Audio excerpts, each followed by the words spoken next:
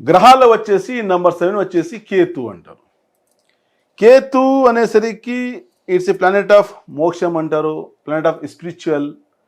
అదేవిధంగా వచ్చేసి అండ్ దానికి సంబంధించిన స్టోన్ వచ్చేసి క్యాటై అంటారు, పిల్లికల్లాగా ఉంటుంది. ఇది క్యాటై. ఇది క్యాటైలో చాలా రకాలు ఉంటాయి, కానీ దీంట్లో వచ్చేసి క్రిస్టోబెరిల్ క్యాటై అయితే సూపర్. అది శ్రీలంక నుంచి వస్తుంది, చాలా బాగుంటుంది.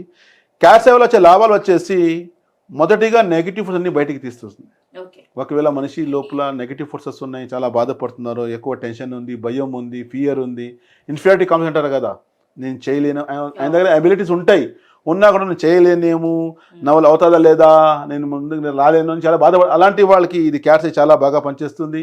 కొంతమంది నిద్రలో భయం పడతారు కదా, అలాంటి వాళ్ళు కూడా చాలా బాగా ఇది సహకరిస్తుంది, సపోర్ట్ ఇస్తుంది, వాళ్ళు ధైర్యం ఇవ్వగలుగుతుంది క్యాట్ అయి. దాంతోపాటు వచ్చేసి ముఖ్యంగా మీరు చూసి ఉంటారు, కొంతమంది బెడ్లో యూరిన్ చేసేస్తారు నైట్ టైంలో, అలాంటి వాళ్ళకి కూడా ఇది బాగా పనిచేస్తుంది. స్నోరింగ్ ఉంటాయి కదా అలాంటి వాళ్ళకి, అండ్ సైకిక్ ఎబిలిటీస్ ఉంటాయి కదా, కొంచెం స్టగ్నెంట్ అయిపోయి చాలా బాధపడతారు కదా, అలాంటి వాళ్ళ చాలా బాగా పనిచేయడము.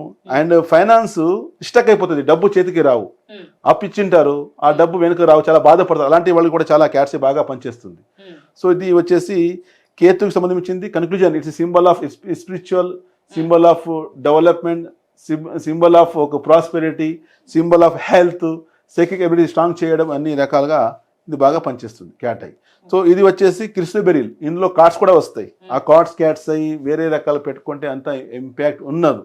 మీకు రిజల్ట్ రావాలి, మంచిగా ఉండాలంటే శ్రీలంకది క్రిస్టోబెరిల్ క్యాట్స్ మేము ప్రజలకి ఇస్తున్నాము.